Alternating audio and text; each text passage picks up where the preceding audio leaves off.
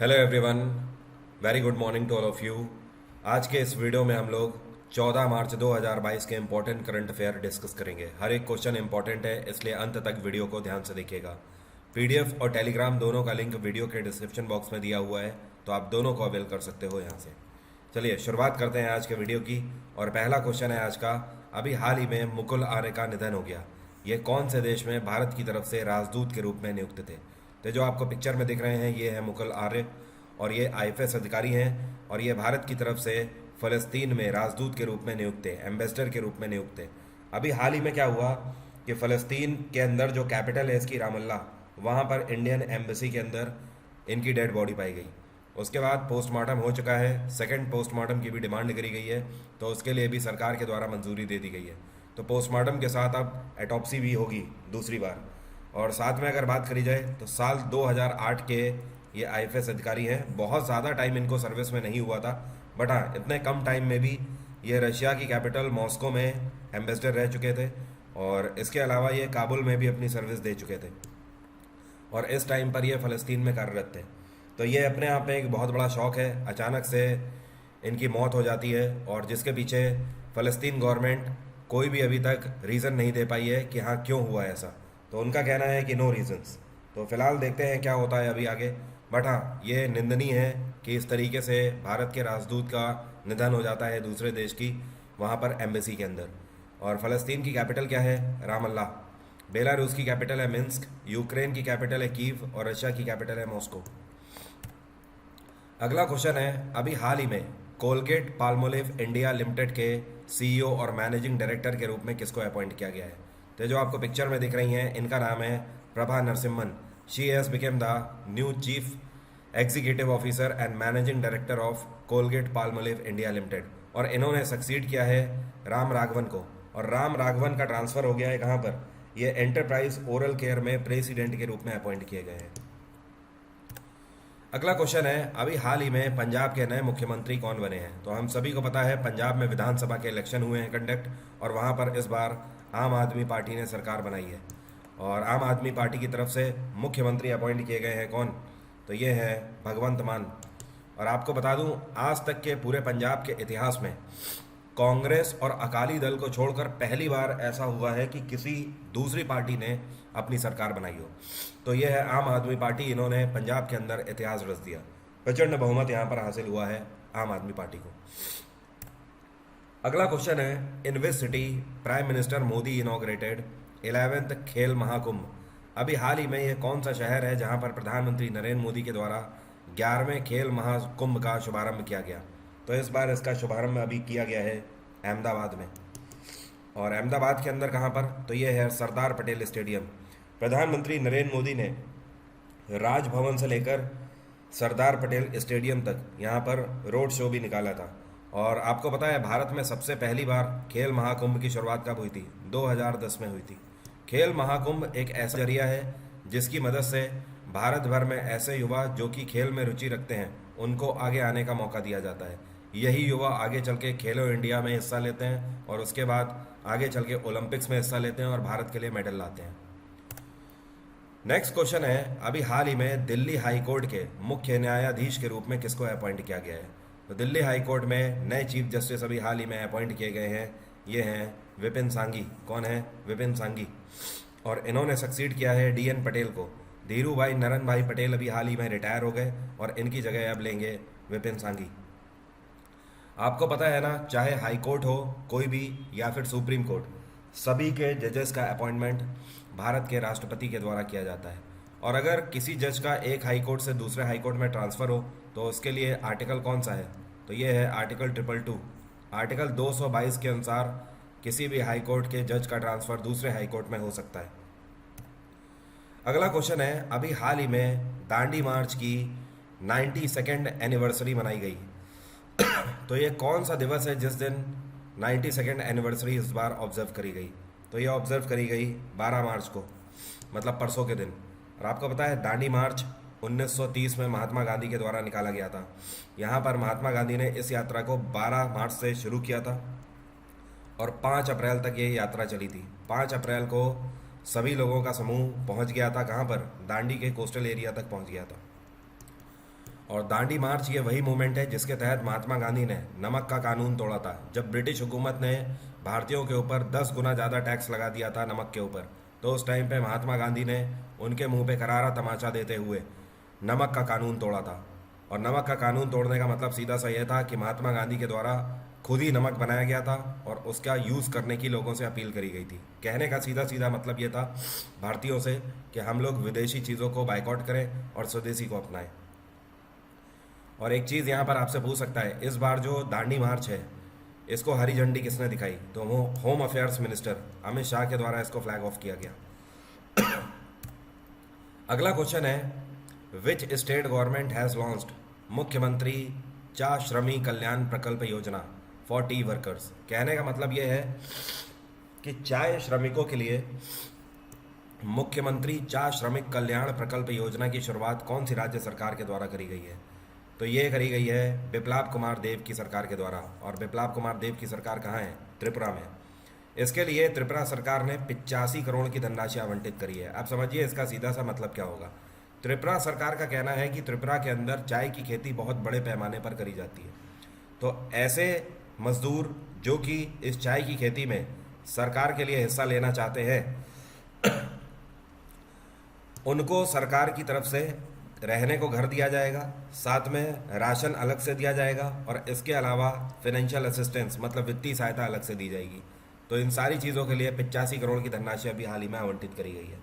और त्रिपुरा सरकार ने अनाउंस किया है कि इनको 7,000 टी गार्डन वर्कर चाहिए, मतलब 7,000 ऐसे मजदूर चाहिए जो कि टी गार्डनिंग कर सके, मतलब चाय की खेती कर सकें। अगला क्वेश्चन है, अभी हाल ही में एक किताब लॉन्च करी गई है जिसका नाम है role of labour in India's development. ये किताब किसके द्वारा लॉन्च करी गई है? तो इसको लॉन्च किया है भूपेंद्र यादव ने। भूपेंद्र यादव इस टाइम पे minister of labour and employment है, साथ में इनके पास environment, forest and climate change ministry भी है। तो ये किताब इनके द्वारा अभी हाल ही में लॉन्च करी गई है। इस किताब में बताया गया है कि भारत के डेवलपमेंट में मज़दूरों का कितना बड़ा हाथ है। दूसरी चीज़ ध्यान रखना है, ये जो किताब है ये 12 आर्टिकल में पब्लिश करी गई है और इस किताब को पब्लिश किया गया है वीवी गिरी नेशनल लेबर इंस्टीट्यूट के द्वारा। ये एक ऑटोनॉमस बॉडी है। अगला क्वेश्चन है, ये कौन सा आईआईटी इंस्टीट्यूट है जिसके अंदर ब्यूरो ऑफ इंडियन स्टैंडर्ड के द्वारा एक चेयर प्रोफेसर को नियुक्त किया जाएगा? तो बीआईएस ने फैसला लिया है कि इस बार ये आईआईटी रुड़की के अंदर चेयर प्रोफेसर की नियुक्ति करेंगे। कहने का मतलब यह है कि ऐसा पहली बार हो रहा है जब ब्यूरो ऑफ इंडियन स्टैंडर्ड की तरफ से एक ऐसे प्रोफेसर का चयन किया जाएगा आईआईटी रुड़की के अंदर जो कि केवल इस चीज़ को देखेंगे कि आने वाले टाइम में आईआईटी रुड़की के द्वारा कोई भी रिसर्च करी जाए या डेवलपमेंट किया जाए या टीचिंग या ट्रेनिंग के क्षेत्र में कुछ किया जाए, मतलब अल्टीमेटली आईआईटी रुड़की अगर कुछ भी करे तो साथ में उनको इस चीज़ की ट्रेनिंग देगी बीआईएस कि आप भारतीय मानकों का भी ध्यान रखें। ठीक है, देखिए अगर कोई भी चीज़ का प्रोडक्शन हो रहा है तो अगर वो बीआईएस स्टैंडर्ड को फॉलो करती है तो इसका सीधा सा फ़ायदा है कि वो चीज़ मार्केट में आने के लिए जल्द से जल्द तैयार है। तो बिना इवैल्यूएशन के किसी भी चीज़ को मार्केट में नहीं लाया जाता है। और बीआईएस की अगर बात करें तो आपको पता है इसकी स्थापना कब करी गई थी? 1986 में। और इसका हेड क्वार्टर है पुरानी दिल्ली के अंदर मानक भवन। और इस टाइम पे इसके डायरेक्टर जनरल हैं पीके तिवारी, प्रमोद कुमार तिवारी। अगला क्वेश्चन है, with which country's army research centre India's clause has signed MoU to create academic corporation and engagement? कहने का मतलब यह है कि इंडिया की जो क्लॉ एजेंसी है, क्लॉज का मतलब क्या है? Centre for land welfare studies, इन्होंने कौन से देश की आर्मी रिसर्च सेंटर के साथ अभी हाल ही में पैक्ट साइन किया है? तो इन्होंने AARC के साथ पैक्ट साइन किया है, ऑस्ट्रेलियन आर्मी रिसर्च सेंटर के साथ। तो आपका आंसर यहाँ पर हुआ थर्ड वन। अब देखिए इसका सीधा सा मतलब यह है कि ऑस्ट्रेलिया की आर्मी जो रिसर्च करती है और भारत में जो आर्मी के रिसर्च सेंटर है, दोनों आपस में एक्सपीरियंसेस शेयर करेंगे एक दूसरे से। इस टाइम पर इंडियन आर्मी चीफ हैं मनोज मुकुंद नरावने और ऑस्ट्रेलिया के आर्मी चीफ जो हैं ये है लेफ्टिनेंट जनरल रिचर्ड बर। क्या नाम है? रिचर्ड बर। और ऑस्ट्रेलिया में इस टाइम पे स्कॉट मॉरिसन की सरकार है।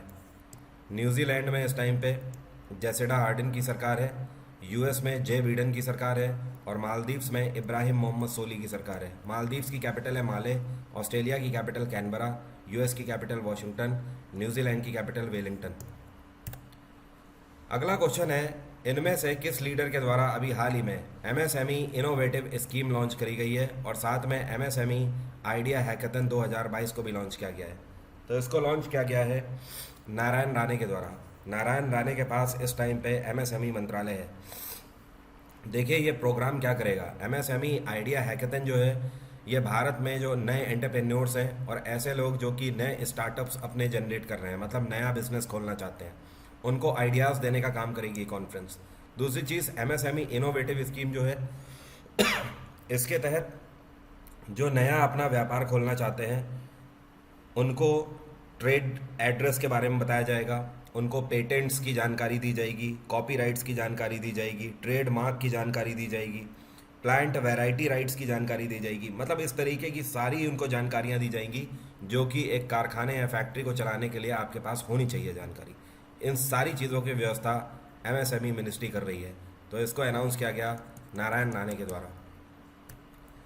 अगला क्वेश्चन है, ब्रिटेन के इतिहास में पहली बार ऐसा हुआ है कि ब्रिटेन के हाउस ऑफ कॉमन में किसी फॉरेन लीडर ने डायरेक्टली संबोधित किया हो इस सभा को।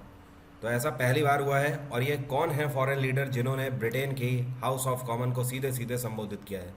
तो ये है यूक्रेन के प्रेसिडेंट व्लादिमीर जेलेंस्की। और ब्रिटेन में इस टाइम पे सरकार किसकी है? बोरिस जॉनसन की सरकार है। अगला क्वेश्चन है, आरबीआई ने अभी हाल ही में ये कौन सा पेमेंट गेटवे है जिसके ऊपर रिस्ट्रिक्शन लगा दिए हैं कि ये नए कस्टमर्स को अभी ऐड नहीं कर सकते अगले इंस्ट्रक्शन तक। तो आरबीआई ने ये रिस्ट्रिक्शन लगाए हैं पेटीएम पेमेंट्स बैंक के ऊपर, क्योंकि पेटीएम पेमेंट्स ने आरबीआई के सेक्शन 35A को वायलेट किया है। किसको? Section 35A। और सेक्शन 35A के तहत सीधा सीधा यहाँ पर मैं आपको बता दूँ है क्या, जो पेटीएम का जो आईटी डेटा है, ओके, इंफॉर्मेशन टेक्नोलॉजी डेटा है, और जो भी इनके सर्वर्स हैं, आरबीआई का कहना है कि आप उसको एक बार ऑडिट कराइए और उस ऑडिट की रिपोर्ट को आरबीआई के समक्ष प्रस्तुत करिए और उसके बाद आरबीआई की टीम उसको ऑडिट करेगी और अगर सब कुछ सही होता है तो ही आपको आगे परमिशन दी जाएगी कि आप नए कस्टमर्स ऐड कर सकते हो। तब तक के लिए आप कोई भी नया कस्टमर ऐड नहीं कर सकते हो। तो पेटीएम के ऊपर सेक्शन 35A के तहत रिस्ट्रिक्शन अभी हाल ही में लगाया गया। पेटीएम की स्थापना 2010 में करी गई थी। इसका हेडक्वार्टर है नोएडा और पेटीएम के चेयरपर्सन है इस टाइम पे विजय शेखर शर्मा। आरबीआई की स्थापना 1935 में करी गई थी। इसका राष्ट्रीयकरण 1949 में हुआ और इसका हेडक्वार्टर है मुंबई और आरबीआई के गवर्नर हैं इस टाइम पे शक्तिकांत दास। शक्तिकांत दास आरबीआई के 25वें गवर्नर हैं, ध्यान रखिएगा। अगला क्वेश्चन है, अभी हाल ही में एनएफआरए के नए चेयरपर्सन के रूप में किसको अपॉइंट किया गया है? एनएफआरए का मतलब है नेशनल फाइनेंशियल रिपोर्टिंग अथॉरिटी, जिसको हिंदी में बोलते हैं राष्ट्रीय वित्तीय रिपोर्टिंग प्राधिकरण। तो इसके नए चेयरपर्सन अभी हाल ही में AB पांडे अपॉइंट किए गए हैं। ये जो आपको पिक्चर में दिख रहे हैं ये सीनियर IAS अधिकारी हैं। इनका नाम है अजय भूषण पांडे। इससे पहले ये वित्त मंत्रालय में सेक्रेटरी की पोस्ट पर सर्व कर चुके हैं, रेवेन्यू सेक्रेटरी की पोस्ट पर भी ये रह चुके हैं।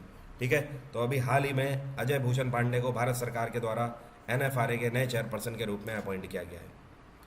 अगला क्वेश्चन है, इसरो के द्वारा अनाउंस किया गया कि ये कितने स्कूल स्टूडेंट्स को युवा विज्ञानी कार्यक्रम के तहत मौका देंगे?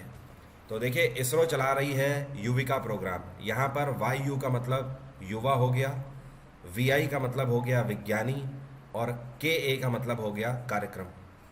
तो युवा विज्ञानी कार्यक्रम जो है ये बेसिकली इसरो के द्वारा लॉन्च किया गया है। इसी को इंग्लिश में यंग साइंटिस्ट प्रोग्राम के नाम से भी जाना जाता है। इसरो का कहना है कि पूरे भारत भर से 150 स्टूडेंट्स को इसरो सिलेक्ट करेगी और ये सारे स्टूडेंट्स 9th स्टैंडर्ड के होंगे और इनको इसरो की तरफ से सीखने का मौका मिलेगा। 2 हफ्तों की वर्कशॉप दी जाएगी। ये वर्कशॉप शुरू होगी 16 मई से और 28 मई 2022 तक ये वर्कशॉप चलेगी। इसमें पूरे भारत भर में 5 इसरो के जो सेंटर्स हैं उनमें जगह जगह से बच्चों को बुलाकर यह वर्कशॉप दी जाएगी। बच्चों को इसमें space science, space technology, space applications, young students को बेसिकली इन सभी चीज़ों की जानकारी दी जाएगी इसरो के द्वारा। और इसरो का फोकस ये है कि ज़्यादातर स्टूडेंट रूरल एरिया के हों। तो यहाँ पर कौन कौन से सेंटर्स में सभी स्टूडेंट्स को मौका मिलेगा? तिरुवनंतपुरम में है विक्रम जी साराभाई स्पेस सेंटर, इसके बाद बेंगलुरु का जो U R Rao satellite centre है, अहमदाबाद का स्पेस एप्लीकेशन सेंटर, हैदराबाद का नेशनल रिमोट सेंसिंग सेंटर और शिलोंग में जो है north east space application centre. इन पांचों सेंटर्स में इसरो के द्वारा ये बच्चे बुलाए जाएंगे और इनको ट्रेनिंग दी जाएगी। इसरो की स्थापना 1969 में करी गई थी। हेड क्वार्टर है इसका बैंगलोर और इसरो के नए साल में ही अभी हाल ही में नए चीफ बनाए गए हैं। ये हैं doctor S Somnath, senior rocket scientist हैं।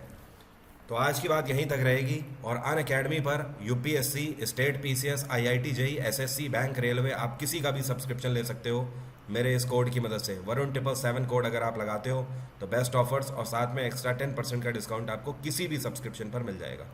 आज की बात यहीं तक रहेगी। कल सुबह 4 बजे फिर से आपसे यहीं पर मुलाकात होगी। Bye bye, take care, have a nice day. आपका दिन मंगलमय हो।